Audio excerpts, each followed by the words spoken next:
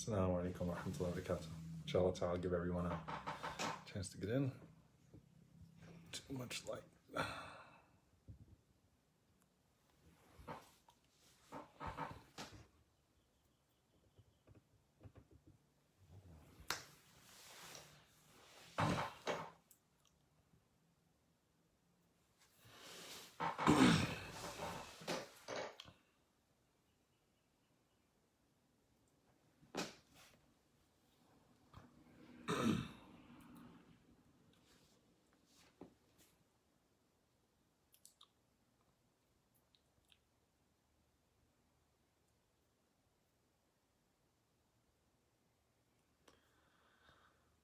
All right, everyone. Assalamu alaikum wa rahmatullahi wa barakatuh. I hope you all are doing well.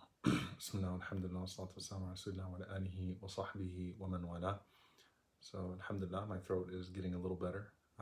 Inshallah ta'ala, I'll get there as soon as possible and hopefully be back to normal. I appreciate all of your du'as. I appreciate all of those who have sent me remedies. I've tried to apply as much of them as possible whenever I had the ability to. So, jazakumullah khairan, they've all been very helpful. I wanted to share tonight, and I'll start this with an incident, and it has to do with, how people are right now, hoarding, and people are going to the grocery stores, and sometimes just the idea of going to a grocery store and then being out of, being out of toilet paper because people are hoarding, or being out of meat, being out of, basic necessities, things that were easily accessible to us.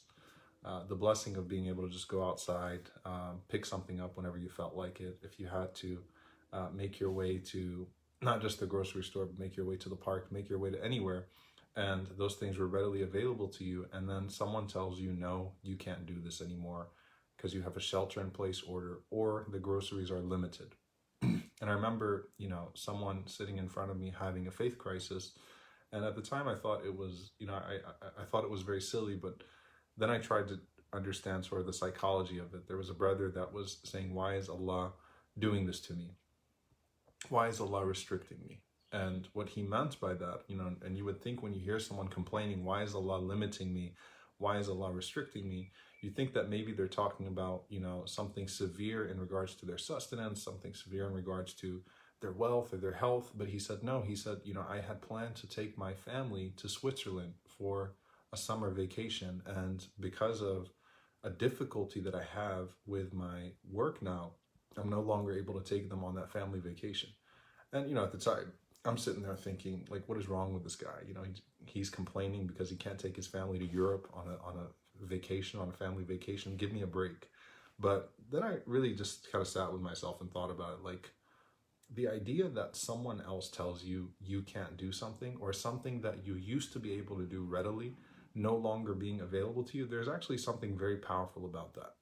And the incident that I'll share with you tonight, as you read in the title, Unlimited Groceries Are Only for Jannah, Jabir ibn Abdullah radiallahu anhu, he narrates something that happened between him and Umar ibn Khattab radiallahu anhu. He says that I was walking one day under the Khilafah of Umar ibn Khattab radiallahu ta'ala anhu, and I was holding a bag of meat.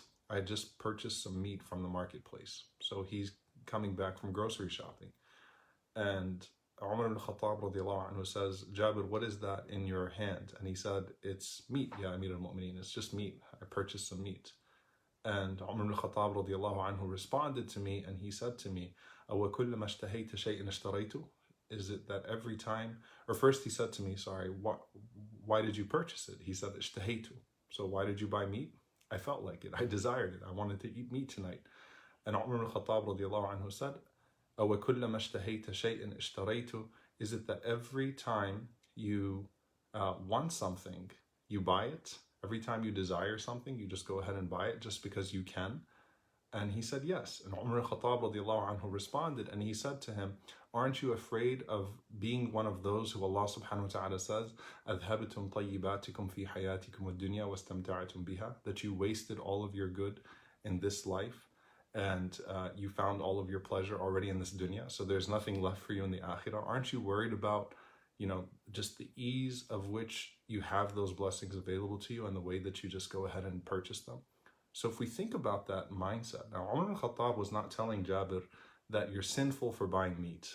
Umar radiallahu anhu was being a teacher, a mentor to Jabir radiallahu anhu, and was basically saying to him, look, just because you have unlimited access to limited resources that others don't, doesn't mean that you should grant yourself that unlimited access to those things. Doesn't mean that you should purchase whenever you feel like purchasing because you have the means to do so, right? Instead of that, how do you restrict yourself and discipline yourself so that you can understand and appreciate the blessings of those things? So Umar al-Khattab, this was his school. Umar said, if you have a comfortable bed, don't always sleep in it so that you can appreciate the blessing of it, right? Take a day off, okay? Sometimes don't sleep in your comfortable bed, and that'll help you appreciate the blessing of that comfortable bed. And this idea that particularly, you know, the way that it's been so easy for people that have the means to just buy things whenever they feel like it, right? So now we have Amazon. Now you got Prime Now. You can get everything within an hour. You know, just go ahead and purchase. And what Umar was teaching Jabir was a very powerful lesson that we can all learn, especially in these moments right now. We hate to be told we can't go outside, even if we didn't really like going outside. Some people that are crying over the masjid right now, we're not going to the masjid when it was open. It's just the idea that now I can't go to the masjid. You know, there are certain things in the grocery stores that we probably used to buy very easily, or maybe we didn't really care for in the first place. But now that they're restricted, it's a big deal for us, right? This is something that we should limit ourselves with and think the way that Umar radiallahu anhu taught Jabir to think. In Jannah, there are unlimited groceries. In paradise, whenever you want something, you can have it. That's not meant to be the case in this dunya. We have limited resources. We have an inherent scarcity. And just because we have access, easy access to those things, or we might be amongst those that have easy access to those things, doesn't mean we should always use that access to just make things as easy as possible for us and treat ourselves as much as we want to these blessings that have been made available to us. And sometimes it takes someone else to force us to restrict ourselves and to limit ourselves to appreciate those blessings that otherwise were not limited to us. And so, yes, don't be one of those people that takes all the groceries, don't be one of those people that takes all the toilet paper out and leaves other people behind. When you're thinking about going to the grocery store, and if you're in one of those places where, you know, they tell you 1 gallon of milk per person or whatever it may be, you know, think about how that connects to philosophically what we are in this dunya and what the nature of this world is. We're not meant to have unlimited anything in this world. We're meant to be restricted. We're meant to be limited. And if Allah has blessed us to this point to where we never had to think that way, then let's think that way now, inshallah ta'ala, and take advantage of these moments to discipline ourselves spiritually with the blessings that were so readily available to us before. So again, Jabir is the one who actually narrates the story about himself. He says, Umar saw me carrying a bag of meat and said to me, "What is that, O Jabir?" He said, "It's meat." He said, "Why did you buy it?" I said to him, "Because I desired it." He said, "Is it that every time you desire something, you purchase it? Don't you fear being amongst those who Allah subhanahu wa ta'ala says you wasted all of your good in this worldly life and found all of your pleasure there? May Allah give us the best of this world and the best of the next, make us responsible and grateful in this world, and allow us to live with unlimited felicity and eternity in the hereafter. Allahumma ameen. Jazakumullah khairan for your continued du'as and for everything else. Assalamu alaikum wa rahmatullahi wa barakatuh.